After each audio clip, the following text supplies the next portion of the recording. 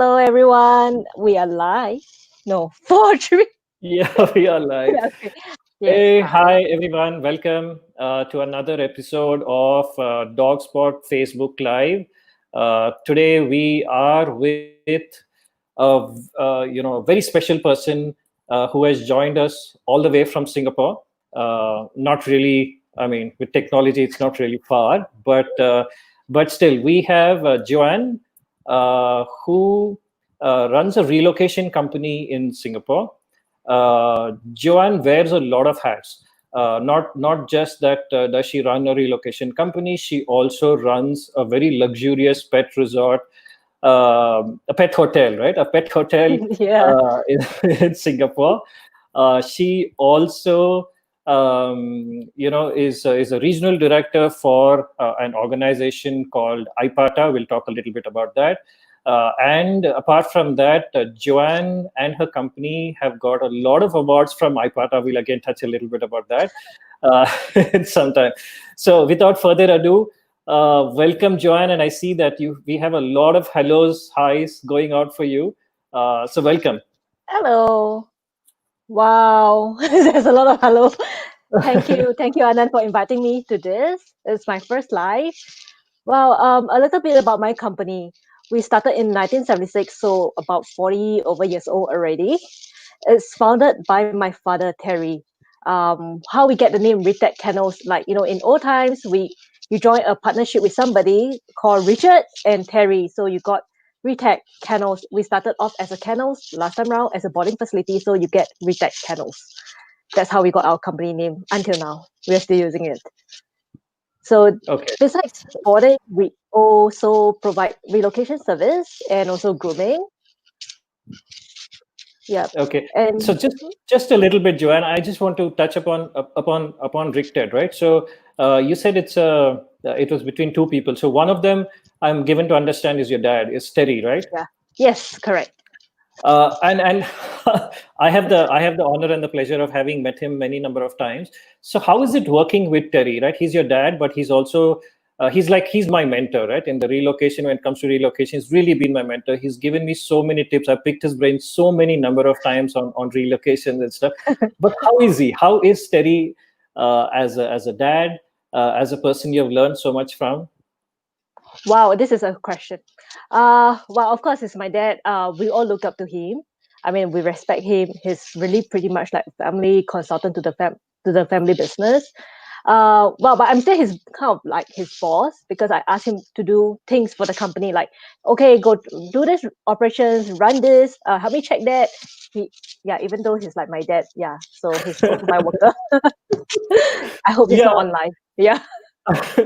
Yeah, I know because there have been times when I've been there and Terry would be like, "Oh no, my boss is not allowing me to take the day off," and I'm like, "Who is your boss?" And you'd be like, "Oh, Joanne," and I'd be like, "Oh, really?" But he does do a lot of operation stuff, Yes. right now also, right? So Yeah. great. So, sorry, go on. So they started off with boarding services and then moved on to relocation services, right? Correct. He's actually we are one of the pioneer that started doing relocation in Singapore.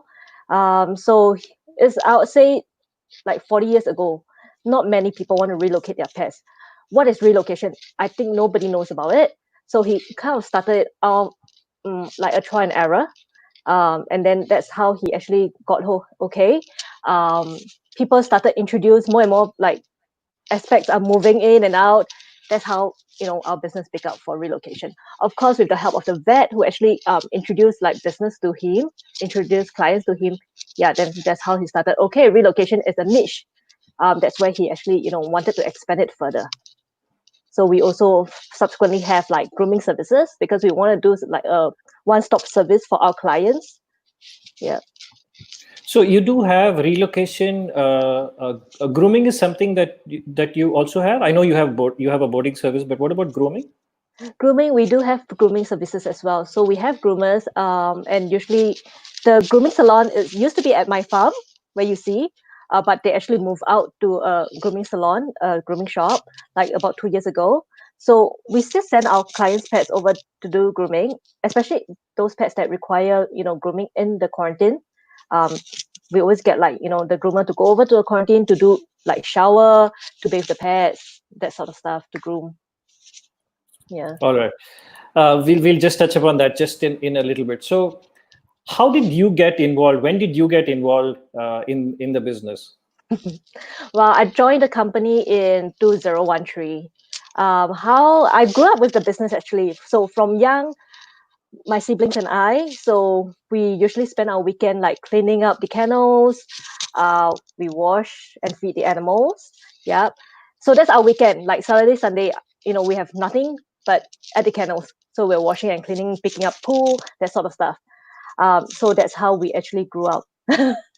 And Okay. yeah, so of course it's like a joy and passion that makes me actually quit my full-time job to help out my family business. And that's how we also kind of like expanded into different countries, like in Malaysia and in Thailand. So we set up our Thailand company in 2015 and subsequently opened the Malaysia office in 2018. Um, this because we see potential in these countries as a transit hub for the region. Got it. So you're now you're present in three countries: Singapore, Yes, Malaysia, and Thailand. Thailand. So Yeah. who runs this? Who runs this? Is it divided? Do you oversee this? Just help us through the Wow. structure. Okay. So I actually oversee the Singapore operation, while my brother actually oversee the Thailand and the Malaysia business. Of course, Terry, our father, is actually the consultant. So difficult things, we still go to him and ask him, and he's our mentor. So yeah, so he guides us. He also oversee like the operations in Malaysia as well. Yeah, so sometimes you see Terry on the job, Jacob on the job as well, like picking up pets, or even like liaising with customers. So we do like a one all-rounded thing. Not only working in the office, but we go out to get sales, we meet clients, go airport for clearance. Yeah, assist clients with like measuring their pet, delivering crate, yeah, all sorts. Yeah, no, I have seen that, right? And I have been, a part of a small part of the operation. But I have seen that. I have seen that all of you are all hands-on, right? I have seen you picking up pets at the airport. I have seen you at the vet's place drawing, when the blood gets drawn, dropping that. I have been with Terry. I have been with Linus, who's here Yeah. and supporting us. Yeah, and Jacob, of course, right? So, and I think it goes back to the fact that you guys really grew up on the farm, and I have to tell the viewers that they have a beautiful farm. There are a lot of animals there. I know there are dogs, there are horses, there are lots of birds, there are guinea pigs. It's also the farm is also a place where kids come, right, over the weekends, and Yes, correct.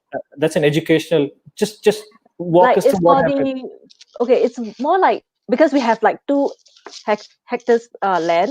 I mean, our boarding is there, our office is there, and we have space to actually house the animals. So we do have like majority of the animals are adopted or abandoned by clients, by people. Sometimes because like either they actually keep chickens, and subsequently the chicken gets too noisy, and then they decided to drop off at our gate. So that's how we actually started to have more and more animals. And of course we can't we keep them because they have nowhere else to go to. So having that piece of land, we have all these animals running around, and kids can just come by to visit, to feed the animals. You don't actually see that in Singapore right now. Like a farm is quite Absolutely. rare. Yeah. And people kids see chickens at where supermarket maybe, but not the live chicken. Yeah, correct. So that's where, I mean, our farm is one of the place to see like geese, ducks, yeah, or the rabbit and guinea I pig. even have a horse there, right? I think a Oh couple yes, of we horses. do. We have one horse. It's a retired racehorse. Okay, Well, because I mean the horse is also, we adopted the horse from the horse owner. Yeah. I see. Good to know. Also, Joanne, you have now you have your own pets, right? Two cats, if I'm not mistaken. I met Garlic, and the other one is Soju. Goji. Go- Goji. Soju. Yeah. Soju is a drink. Soju is a Korean drink, right? Yeah, correct, correct. No, it's not soju. I know you like June soju. No, it's goji. Yeah, Yeah. So what is the name? I mean, what is Goju, right? What is goji, Goju? Goji. What does goji. Goji mean? Goji. To me, I thought, okay, all my animals start with G. Like I used to have Ginger, a cat, Ginger cat. I used to have a dog, a black dog called Goofy because the years are so long. Okay. Then of course, then I got this cat called Garlic. Why? Because I don't know. I just need names that start with G, to continue. And I kind of like runs out of name, with G. So the next pet I'm going to adopt, and I think it will be the final one because I have no other names other than G, and it has to be related to like food. Yeah. So goji is also related to food. To me, goji berries. Yeah, so that's how I get the name. Oh, goji. Goji berries. Uh, Okay. So for everyone watching, some of you who know Joanne kind of already know that Joanne is a foodie. But this is a tip that I'm going to give to the rest of the viewers. If any of you are going to Singapore, make sure you reach out to Joanne to try and find out where you get the best food. She will not only tell you where you'll get the best food, whether it's a hawker stall, high-end restaurant, in between, whatever it is. I have had the pleasure of standing in a hawker stall for a carrot cake, a black carrot cake, but a different carrot cake. We have gone to a different place. So she has everything. She's like the Zomato Gold kind of a consultant, right? So that is one tip. Second tip is Linus, who is Joanne's brother-in-law. He can give you deals on where to drink, nightlife, and trust me when I say this, he knows every person personally, right? And we have got really good discounts. So two tips, guys. And if you like the tips, please go watch our course on alpha.anvis.com where we have courses for pet lovers. Sorry, I had to sell the course. Anyway, coming back to our this one, right? So you I also understand that you are a regional director for this group called Ipata. So just walk us through what is Ipata and what is the role that you have. well, Ipata is actually the international. We call it the International Pet and Animal Association. It's founded 40 years ago, so since 1979. We have about over 450 members. There's 1,004 individuals serving over 700 airports in 85 different countries. So it's one of, I would say, the international network of professional pet shippers who are registered with the applicable authorities within their own countries, regulation, and also we adhere to the rules and regulations of life LAR, which is the Live Animal Regulations of IATA, which is the International Air Transport Association. Correct. Great. And for the viewers, I know that both Ricted also got an award. Was it last year, or I think it was the last year or I the think it previous was year? 2018. 1.8. Yeah, You got the correct. best operational service Yeah. operational award, and Terry also got a The uh, Millie Oof Leadership Award. leadership award, right? Yeah. So congratulations on that. I think very well deserved. So guys, they're really best in the business when it comes to relocation, right? And to get such an award and being in a position is really great. And I really admire the kind of work that you guys do. Thank So, you. Joanne, going a little bit back to so people want to move, right, from country to country, and that's what we do as relocators. Now, when people move to Singapore, I'm sure there are certain regulations when it comes to different countries. India has got a different set of regulations, etc. Yes. So, what is it? What are the regulations that people need to know when they have to move to Singapore? Well, okay, because let's say if you're coming from India, Singapore classified India as our government classified India as a category D country. So category D country means that there is a waiting period of 6 months from the rabies vaccine before the pet can actually enter Singapore.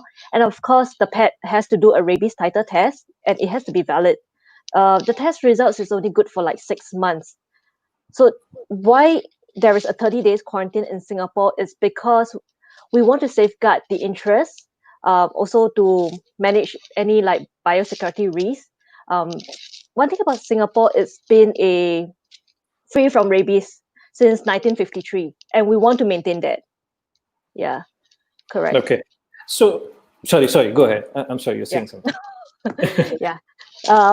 So that's why and upon arrival, right, in Singapore, when the animals arrive, the pet dogs arrive, what happened is that there will be a mandatory rabies vaccine. Many times owner always ask, why do my dogs or cats get a rabies vaccine when when we already do it in India before coming? Well, it's a must, it's mandatory. It's a Singapore government policy. So during these 30 days, that's how they actually monitor to make sure there's no rabies outbreak or any like symptom or anything that that we should take note of. The government should take note of. Yeah. Got it. So we also run, we do two things, right? So we run the test here, the rabies titer. We get a result. We're saying, okay, this is to show that this dog or cat does not, the antibody is shows that it does not have rabies or not inclined to have rabies. That is step one. Step two is they have to go into the quarantine station where they have to stay for 30 days, where 30 again, days. they have, okay, 30 days, and they're put under observation. So somebody is Yes. watching. Do we have people like vets who are watching? Well, the AVS officer, they are veterinary trained. Well, they do actually keep watch on all these animals, observe these animals to make sure there's no symptom of any like rabies outbreak during the stay. Yeah, of course. I mean, if the pet falls ill, sick, they wouldn't be able to practice, but they would actually contact like the owner or the agent to actually get a vet to come in to do a house call on the dog or cat to check like what's wrong. In sometimes in like cases whereby if a house call is not sufficient, the pet has to be rushed to a hospital, to a quarantine hospital. I mean, AVS would also actually make arrangement um, to get the dog or cat escorted to the hospital. Yeah. Okay, sorry, a lame question. So AVS is what is the full Oh, form it's of AVS? animal. I'm so used to short term. Okay. Yeah. AVS is Animal Veterinary Service. It's our Singapore government. Yeah. Okay. Okay. Yeah. So Singapore by itself, I have noticed that I think it's a cultural thing, right? Everything is like short form, Yeah. isn't it? Yes, it is. Yeah. Even when my messaging is short form. Yeah. I used to. I mean, this is something I picked up. Before I would say, yeah, I can. Now I just say can, and my team is like, what is can? Like I'm like can. Okay. Yeah. So coming back to the quarantine, right? So before we go to the quarantine, also, I know we get a lot of questions. I'm sure you must be getting a lot of questions. People want to know, how can my pets go travel from India to Singapore? One is obviously the air route. Is there any other route that is possible? Well, I mean, from India to Singapore, it's only by air because of the distance. It's quite far. If the pet is coming from like neighboring countries like Malaysia, yes, you can consider by road. Sometimes Thailand, we do have by road, but it's usually by air. Why we have like by road is maybe because the airline is not taking the particular breed, so you have to by road all the way via Malaysia into Singapore. But I would say India is just by air. I have never received any like what by ship or by land. No, nobody does that. Yeah. Ship wise, I think last time when it's really olden times when in Terry's time, yes, he did receive some pets by ship, but I not anymore when everyone's traveling by air. Got it. So in air also, I get this. I get this a lot, right? Is that where is my cat or dog going to stay? Can I take them with me inside the aircraft? Otherwise, where are they going to do? And how safe is it to fly pets generally, Well, and also from India to yeah. Singapore? I'll say for air travel, right? People actually can choose to ship by excess baggage. Well, excess baggage, meaning owner actually travel on the flight. I would say it's generally safe. Whether is it excess baggage or cargo, they're always put in the same cargo hold compartment. Okay, and this cargo home compartment, right, is actually pressurized. It's temperature control. So of course there's oxygen and everything. So I would don't say that it's so scary that the pet would die. I mean, I hear stories from owner that, oh, my pet, I hear things that the pet would die during the flight, that sort of stuff. But we've been shipping pets for 40 over years. I would say none of that happened.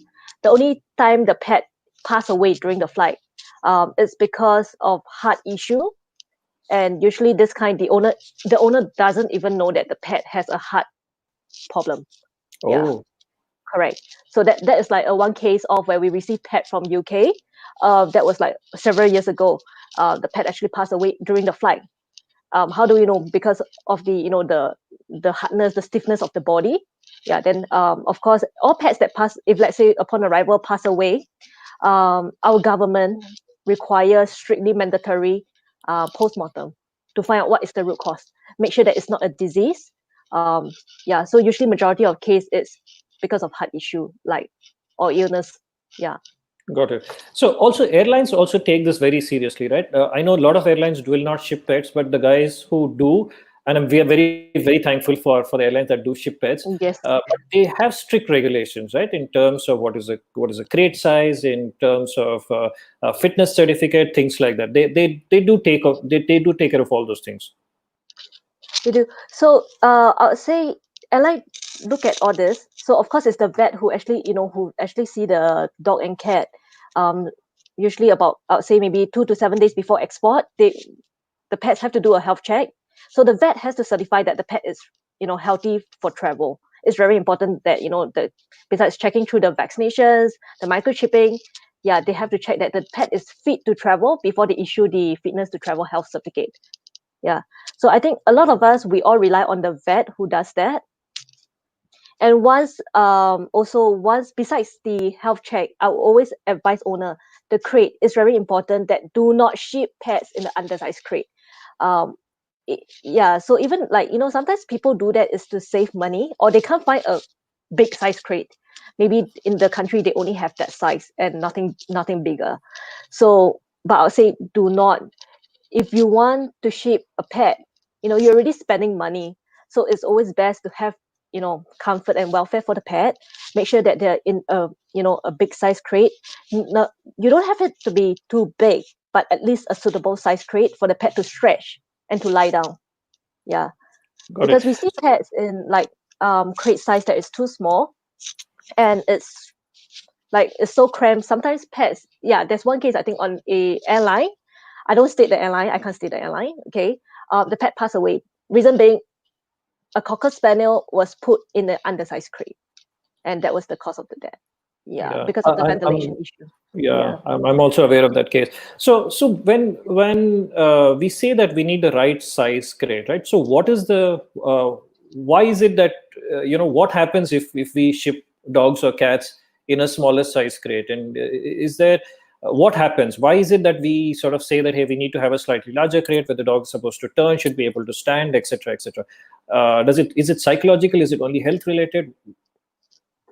Well, I would say it's more of like, it's not psychology, but it's more of the ventilation issue. Because up in the air, the air is already thin enough. Like what we feel in cabin, um, that's also what pets feel. So having a big size crate is actually allows air ventilation flow inside the crate. So of course I would say nothing too big, because it's gonna, you're gonna spend money, to waste too much money, because the airline charges based on the length, width, and height of the crate, the volumetric weight. So sometimes like owners will say, hey, my dog is only a Chihuahua, it's like 3 kilos. Why am I paying like what, 28 or 34 kilos? Something like that. Yeah. So I'll tell owner, ship it, ship your pet in a suitable size crate.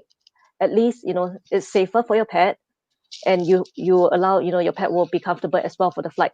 And the flight is just not a 4 hours flight. You're looking at almost about what, 10 hours flight, um 10 hours inside the crate.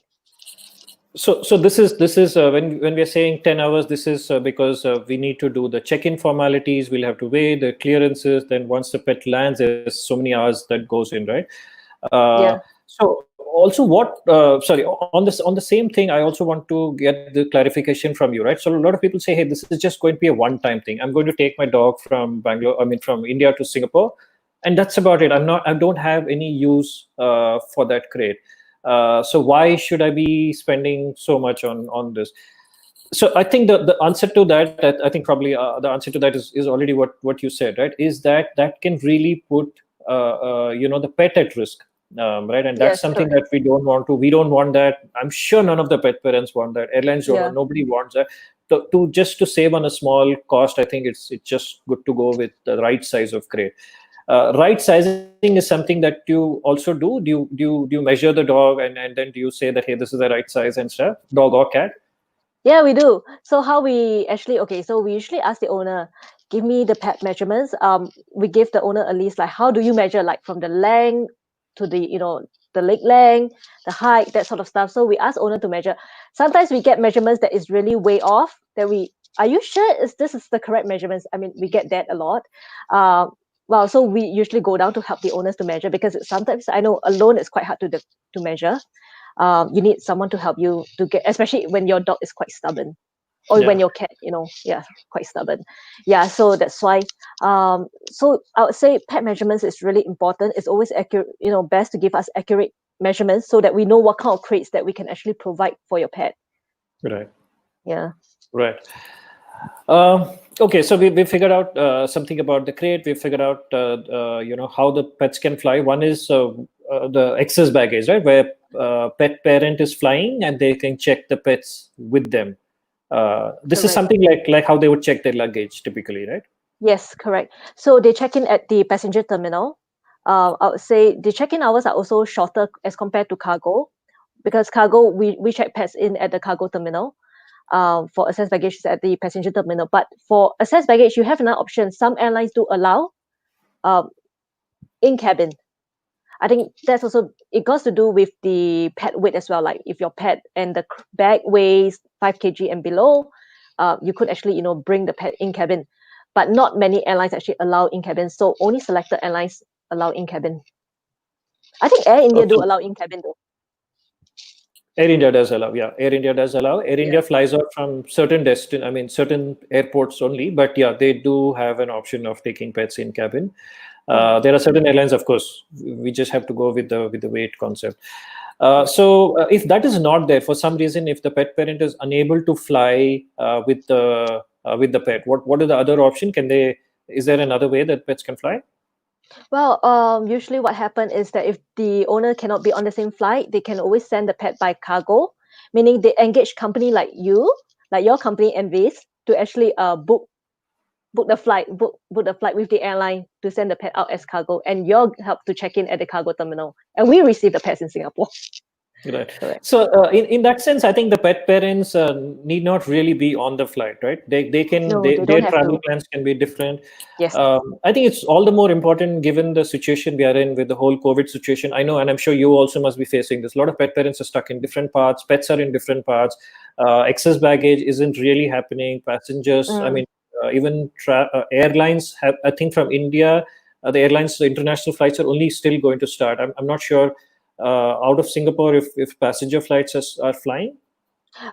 We do have some, but it's not like maybe about 1 week, 2 times, or maybe 3 times. It's very limited as compared to last time. Okay, so given this and cargo is still happening, so this could It be is. sometime that we can help with having the pets reunited with the parents wherever they are. Of course, depending on which airlines are flying and the routing, etc., etc. Right. Yes, correct. So, in terms of between cargo and accompanied, sorry, if I were to put you in a spot and ask you, what would you recommend? It really depends on the parents. Like, of course, we are talking about besides whether can you travel with the pet. If you can't, then cargo is the only option. Sometimes, I mean, because cargo is more expensive than access baggage, majority of the times. Um, so like sending a giant dog, let's say for example, if the airline can access baggage on a European carrier, we're only paying like 400 euros around there. But if we send as a cargo, you're paying almost about what a 4,000 Sing dollars out from Singapore. So sometimes price can be a factor for the owner to consider. Hey, maybe since the airline allow, why don't I take the pet as access baggage? But if the owner can't fly, then that's the only way out is either you get like if your friends want to come and visit you or your relative want to come and visit you, yeah, then they could actually fly with your pet. If not, then cargo is the only way out. Got it. So, John, we have a few questions. We'll probably take a Yeah. few questions. So, we have here Sam who says if a dog has to travel to New Zealand from India and they need to quarantine at Dubai or Singapore, what is the duration for which dog needs to stay in quarantine in Singapore before dog can fly out further to New Zealand? So, this is a slightly more complicated case. It's not a Very good. direct thing. Do you want to briefly Yeah. touch upon? Sure. Uh, Okay, so for New Zealand, right? Because New Zealand only accept pets from approved country, and Singapore is one of the approved country. So usually what happens is that the pet has to either stay in Singapore for 180 days. Means I would say 30 days quarantine, 150 days boarding before they can actually, be considered as a Singapore pet, um, as a Singapore resident pet before sending to New Zealand. So it will be a 180-day stay. Of course, there's also like another faster way is you send through Australia. It's slightly more expensive, but it cuts down the timing because from Singapore to Australia is only about 45 to 50 days stay. And in Australia, you can stay for another 10 to 20 days, maybe max. And then after that, Australia to New Zealand, there's no quarantine. So some owners actually opt for this. Actually, I see more and more owners opting for this. They don't mind paying more to get the pets, earlier. So it kind of cut down like almost about how many, my maths is not really good, but yeah, Close it to, kind of cut out to like almost half the yeah. stay. Yeah, of So instead 180 of days. staying 6 months in Singapore, they just need to stay for perhaps two months, right? 45, 10 days in Australia quarantine, and then another 20, yeah, around I would say 2 months plus. Seven, Yeah, yeah, closer. yeah, So, but it's still right. I'm sure a lot of parents will prefer. I mean, a lot of them will prefer saying that, hey, I don't mind going via Australia and then reaching out to New Zealand, right? correct. So we also have one more question. Which is from Ruhi, who's asking, are you allowed to get a pet along who is not neutered if you're shifting permanently to Singapore? Well, I mean, Singapore government, we don't restrict whether your pet is neutered or not. So, I mean, if your pet is not neutered, you just pay a more expensive dog license fee, but it's still possible. So it doesn't mean your dog must be neutered in order to, to be sent to Singapore. No. Okay. On the same lines, Joanne, can you let us know, are there any breeds that are not allowed to, that cannot enter into Singapore, restricted Yeah. breeds? We have one whole long list, of dogs that are being banned for import. Okay. Pit bull, well, because they are dangerous. That's what the Singapore government thinks, and majority of the countries also think. Pit bull is one of them, and we have like American bulldogs, Akita, Napoleon Mastiff, yeah, and Staffordshire Bull Terrier, American Staffordshire. So all this, there's a list on AVS website which actually state what breeds are not allowed to be imported, what dangerous breeds can be imported, but with additional regulations like requirements that the owner has to do. Like for Doberman, I mean it's common Doberman, German Shepherd, Belgian Shepherd. You see all these dogs in Singapore, Rottweiler. Yeah, this can be imported into Singapore, but with extra regulations and requirements. Okay.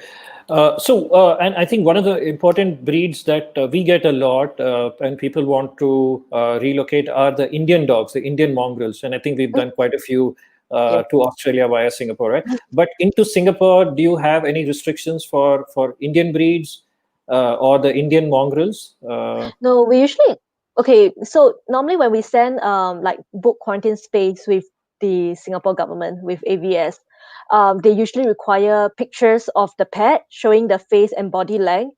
So the picture can tell whether if this pet is actually mixed with a dangerous breed, with a restricted or a banned breed. So usually I know a lot of the vaccination records that we see the pet breeds is usually like Indian mongrel, mixed breed. So we normally just like, we don't have Indian mongrel in in this AVS system. So we have like mixed breed. We usually book as mixed breed, and then after that we submit the photos for the government to assess, whether can this breed be imported into Singapore. I would say majority of time mixed breed, yes, they can, so long they are not showing like like not like mixed with bull terrier, like Staffordshire Bull Terrier or Pit Bull, that kind. Yeah, it's usually okay. Understood. Yeah. Got it. Yeah. So most of our the indies, they don't look anywhere near near Yeah, the I banned know. breeds. We have a Uh, lot in Singapore as well. We oh, have a lot of okay. mixed breed. Yeah, mongrels, Yeah. we call it. Yeah. Yeah. So because here we do have a lot of people, I think that's going in a nice direction with a lot of people adopting Indian breeds, right? Either from NGOs or off the streets or whatever, and they want to give them a good life. And I have been fortunate to have met so many people who have made sure that their pet travels with them. And this is one thing that keeps coming back to us saying, hey, because it's not a recognized breed, will they have challenges to any other country and things like that? So thank you for clarifying that. Yeah. We do have one more question quickly here. Antlina says, exporting to which countries have to go through Singapore quarantine? Exporting to rich countries have to go through Singapore quarantine. So, which is typically what I'm understanding Oh, from this is, yeah. if any dogs are there that have to stay in the approved country and then from there go on to a different country, are there? We spoke about New Zealand. Any other countries? I'll say it's majority is New Zealand and Australia that we have a lot of pets transiting in Singapore to to go to these countries. Yeah. So We did one to Brunei, right? And that oh really didn't transit. that is more like a transit, like less than a 24 hours in Singapore. So we call that as a transit.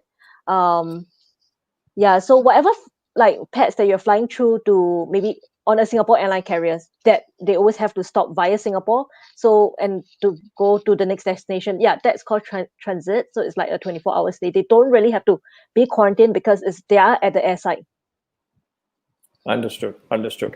Okay, we have one more question. I think we've already slightly touched upon this, but we have Munmun who's saying, can we take dog in extra baggage to India from Singapore? So this is basically coming into India from Singapore. Yeah. So Uh, this is to India from Singapore. Yes. so we don't know where, but it is possible, right? It Depending is on. possible, depending on the airline. So I would say, depending on what breed you're Oh, I think we kind of lost Joanne there. Can you guys hear me? Okay, can someone just post a comment or something if you guys can see me?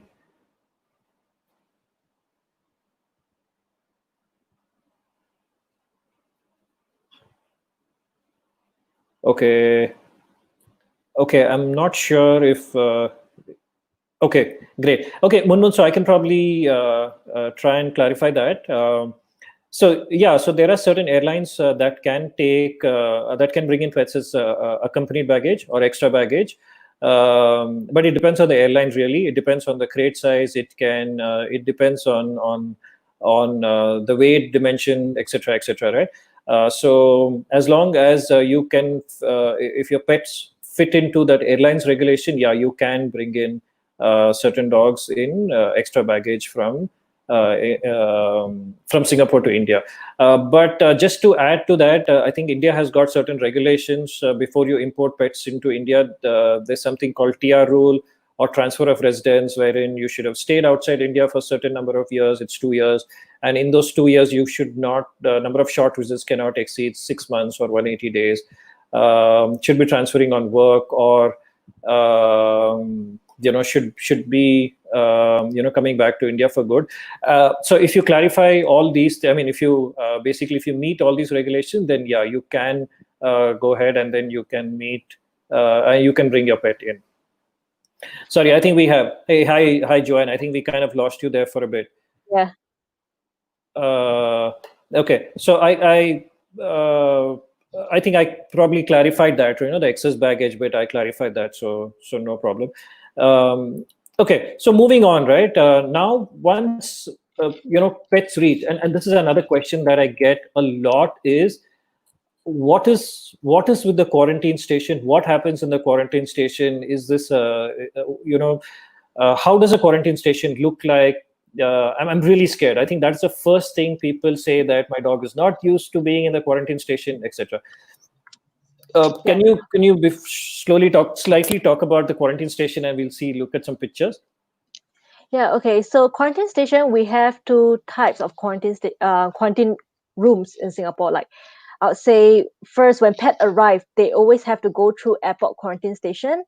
Um, Reason being because there's only one transport between the two quarantine station, between the main quarantine station and the Changi Airport quarantine station, and this only happens in the morning. So if your pet comes into Singapore, I would say in the after 8:30 a.m. in the morning, your pet may have to stay overnight at the Changi Airport quarantine station and hop on to the next morning transport to the main quarantine station. So at the quarantine station, we have the air condition and the non-air condition. A lot of owners, they actually opt for the air condition. Okay. Um, so we have limited kennels. The AVS only have like 82 kennels in the for dogs and 60 for cats. So you can see how many, some majority of the times we are quite full for pets, for dogs actually. So you can see, like, normally when you want to book quarantine space, you have to book at least I would say 2 months in advance. Now it's only in June and we're full, like till the end of August. So Oh, yeah, okay. that's almost about 2 months. Yeah. So, but normally, what is the waiting time? Is it about 2 months? I'll say it's about 2 months. Sometimes it could be 3 months during the move in like November, December, or even the summer, during the summer. But because this year it's COVID, but it's still not that bad because it's now we're already full till August.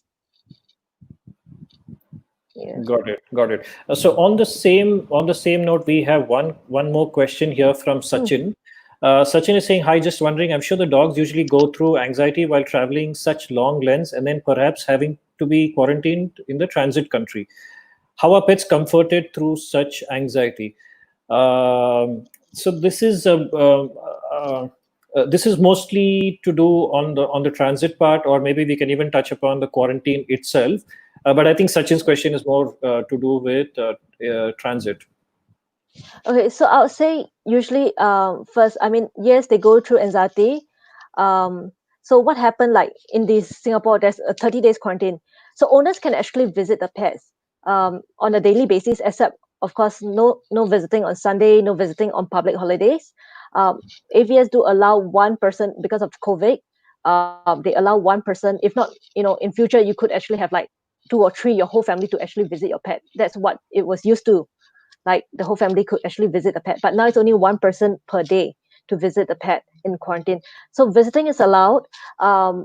In quarantine they only provide very basic care and food and shelter. That's it.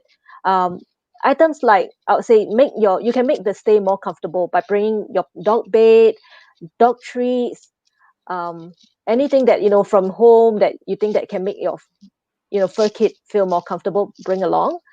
You can bring toys as well. If you think that, okay, quarantine is fitting they are using wellness dry food. So if you think that, okay, my dog is kind of allergic or is on home cooked food, you can also bring. You can cook. I always tell owner, okay, just cook. Since you're visiting your pet daily, cook like two meal servings, 3 meal servings, freeze it, and then after that, bring it to the quarantine. Quarantine, they can actually thaw and they can heat it up and serve it to your pet. They have a microwave at quarantine station, so they can always do that. Heat up the food for you and feed the home cooked food to your pet. So other than that, so bring whatever you can to the quarantine station to make the stay more comfortable. Yeah, I have seen personally. I have seen some of the quarantine rooms. They have been really done up, right? I think I've seen kids putting up pictures there. Some people, the family is sitting there, they're Yeah. reading a book. The dog is hanging on. They put like a carpet. There are toys there. It's almost like a child's room, right? Yes, So it is. yeah, I know. the I bet first your time. customer actually do that. Yeah, I know. Yeah, first time I saw that, I was really like, wow, this doesn't look like quarantine. It looks more like a luxury hotel. But on the same note, maybe we'll try and look at some pictures to see. I think even transit also we'll try and see, because the transit happens generally on the Changi Airport quarantine station, right? So let me try and figure this out. Just give me a minute.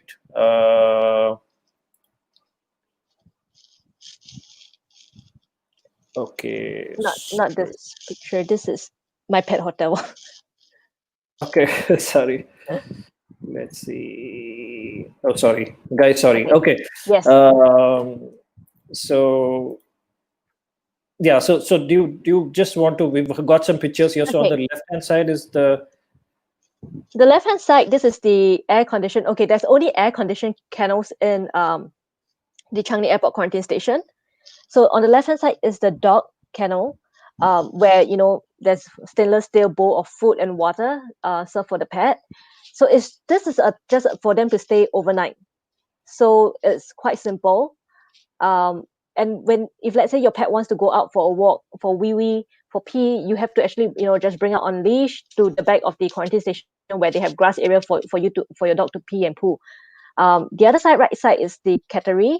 It's actually it's a cage. It's a 2 feet cage where you have litter tray, and quarantine provide cat sand and food, dry food and water bowls in the cage. So this is just for an overnight stay.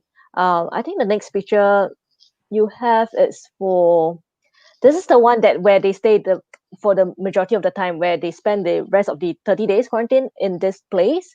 This is the Sembawang Animal Quarantine Station. So as you can see from the picture, the one with the little Maltese. So there is actually a door to separate the outdoor and the indoor area. So it's all connected. And I would say the outdoor side is more for them to do toileting, to see the sunshine, to feel the nature. They could also see other dogs of, opposite them. The inside where the door part is actually the air conditioned area where the pet can actually, usually spend most of their time in. So quarantine means that the pet cannot mix with other dogs. So they have to be in this quarantine room for 30 days. And of course, the owners can actually, bring them out to a play field to let them run freely for 15 minutes max. So the other one over here is, you can see it's this is the cat air conditioned category for the quarantine station. So of course you have the one with the window where you can see the outside. A lot of owners, they actually request for that. There's also another area, another which is opposite the part where it's not there's no window, so it's just a wall. So majority of times, quarantine station actually put, because they know cats like to look outside. They usually put the cats on the window side, unless it's like that whole row is full, then they will actually put on the other side where it's just a wall. So the cats, there's a partition, a glass partition, so they can actually see other cats in the same row. Oh, okay, sorry. Yeah. So this is the one at the airport quarantine station where it's very basic, where there's only like, we provide like food and water bowl for them to just eat and chill during the 1 day stay. Right. This is the playfield. So this is where the owners actually have to book the playfield. When the owners actually go to the quarantine station, just let them know that you are there to visit your pet. They will let you know which kennel room and which playfield is nearer to the kennel. So you could actually, just walk your dog with leash to the playfield that is closer to the kennel. So there's 5 fields in the whole of the quarantine station at Sembawang. Because there's so many pets there, that's why there's a max cap of 15 minutes per stay. But of course, if there's no other owners there waiting to use, you could use slightly longer, but we'll say 15 minutes max, is because the place is not really sheltered. So sometimes too hot, is like more than 15 minutes, quite hot outside. Got it. Yeah, I remember, right? I've been to the quarantine station quite a bit, and this is one of the dogs that went to Australia, Calvin. Yeah, Uh, Kevin. yeah, I have spent good amount of time in the play area. Yeah.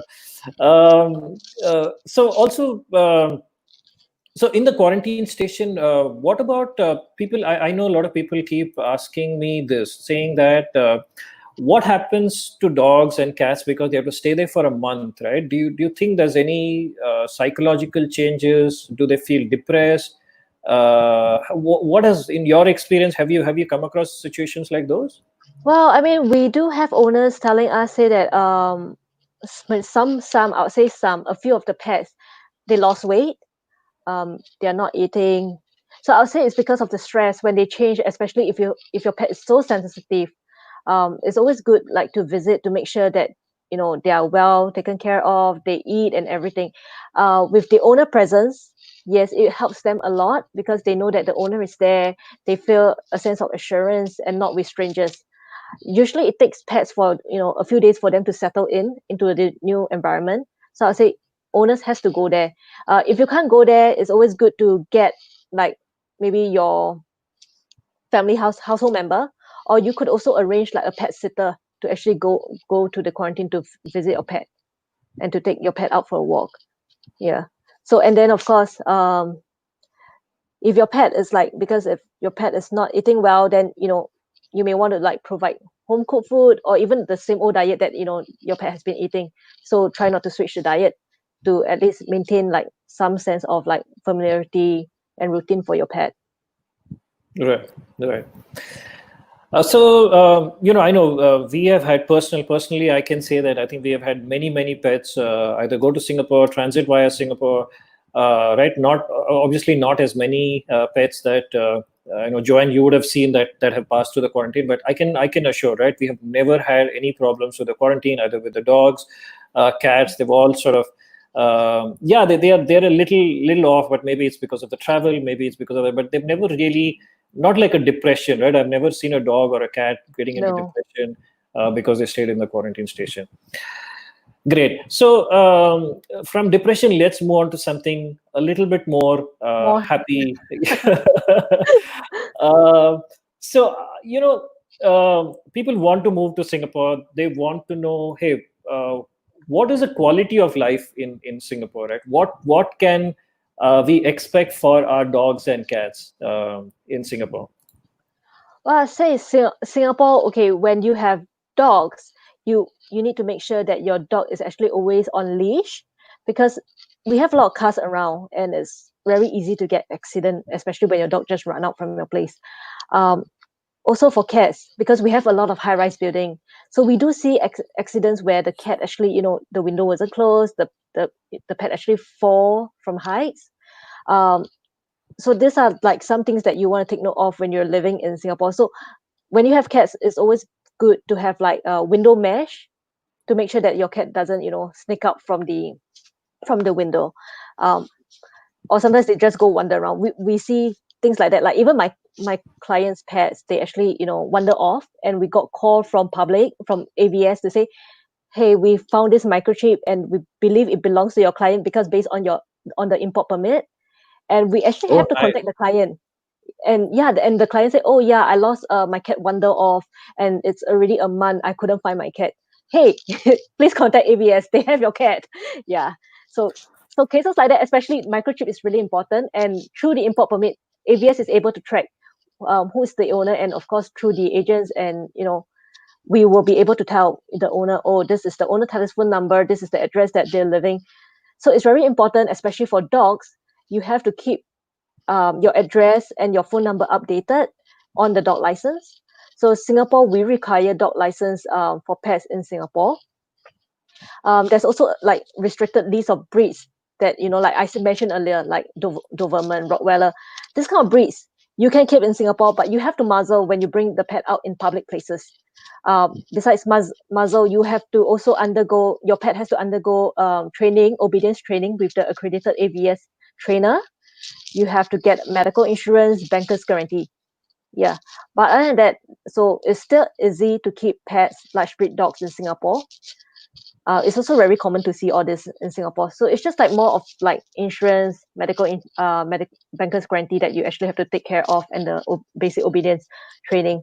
So the system will actually prompt you, like if, let's say, if you applied for a dog license online and you did not fulfill like any of the criteria, like medical insurance or banker's guarantee, they will actually send you a weekly notification to irritate you to make sure you do it. The system would just send the email to the owner. Okay, you have this pending and that pending. Yeah, then the next time when you want to renew your license, you may have trouble doing it if you haven't satisfied any of the requirements. Understood. So So this yeah, is, to be clear, this is only for the restricted breeds, right? The banker's guarantee, insurance, the training. This is only for restricted breeds like restricted breeds: German Shepherds, Rottweiler, Rottweilers. German Shepherd, Doberman. That Got it. sort of like dangerous dogs. Got it. The ones that other dogs, they don't require all this, right? So they go into Yeah, quarantine. they go But into quarantine. So we have, your dogs needs to have a dog license. So this one will be applied prior to the import permit application. So the dog license is usually good for a year, but of course, after a year, you can choose to renew 2 years, 3 years, maximum 3 years. That's what the Singapore government allow now. Currently, is 3 years, and sterilized pets is cheaper as compared to non-sterilized pet. Yeah.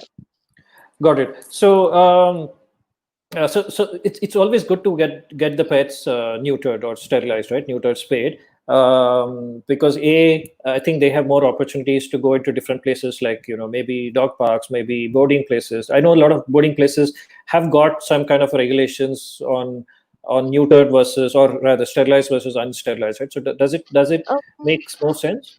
well, usually because if it's not sterilized, then at boarding we will want to take extra precaution not to mix the pet, a non-sterilized pet, with with another pet, just to, in case they mate and everything. So that's why sometimes some boarding places actually require to make sure that, hey, your pet must be sterilized. If not, I'm going to charge you extra because of monitoring and everything. But for, I would say, majority of the boarding places, whether if your pet is sterilized or not, it's fine. They will still accept. Yeah.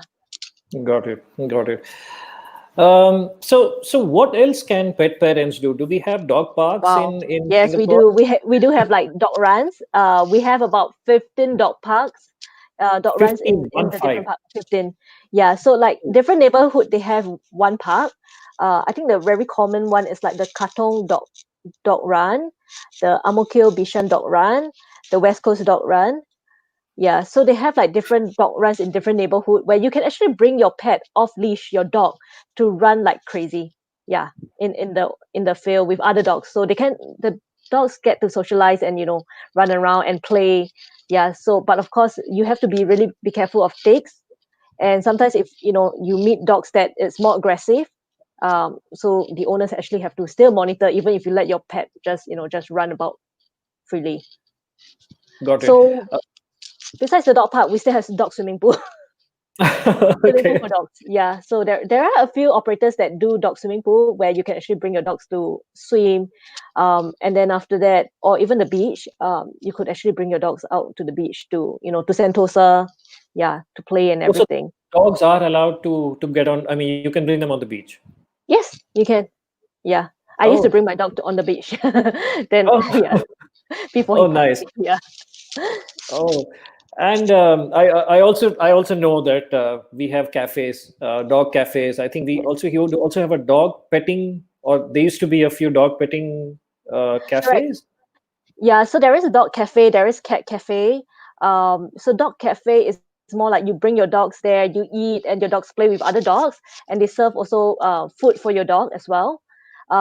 So you can actually go there and pet and pet other pets. If even like for if you don't have a pet, you don't have a dog, you want to feel how it is like, to play with dogs. Yeah, you can just go to a dog cafe, order some food, and you can just stay there and play with the dogs.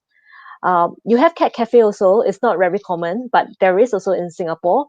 Of course, it's not you bring your cat there to play, but you play with the residents' cat in the cat cafe. Yeah.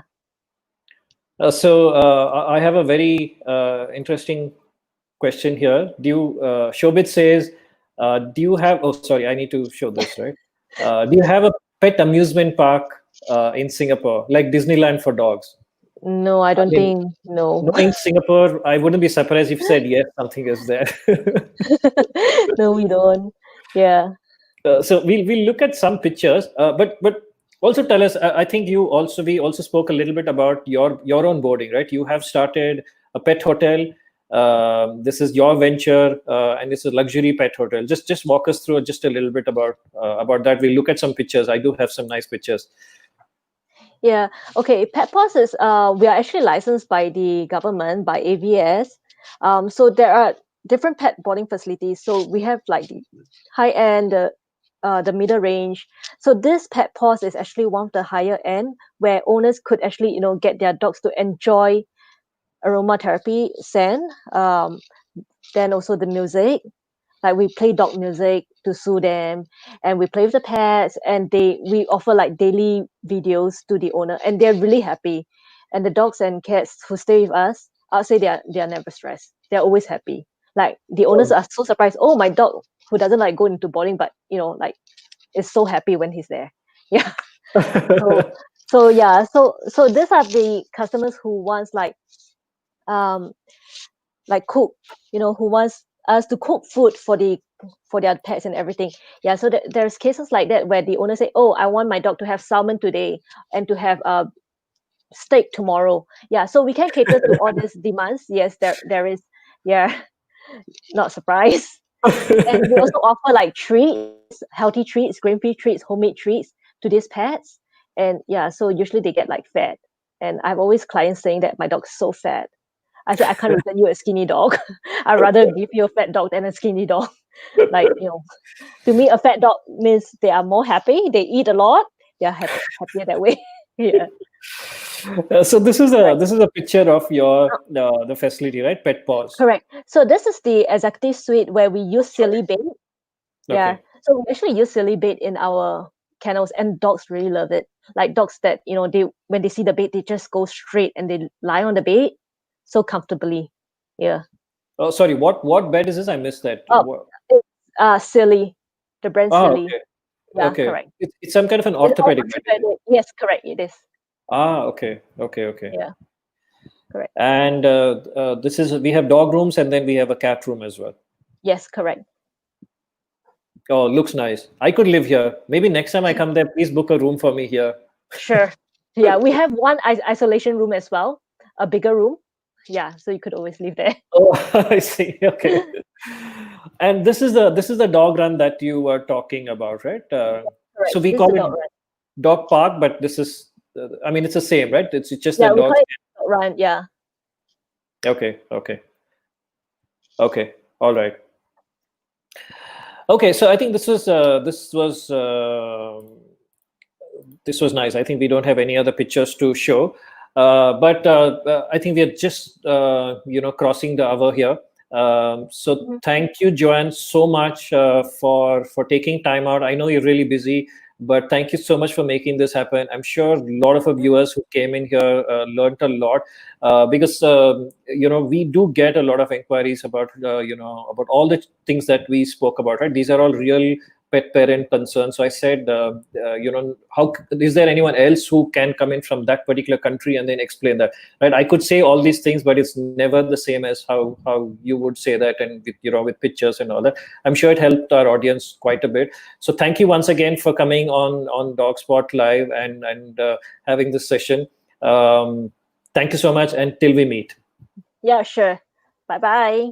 Bye bye, Okay, everyone. Thank you. bye guys. Thank you so Bye. much. Thank you, Joanne. Bye. Bye.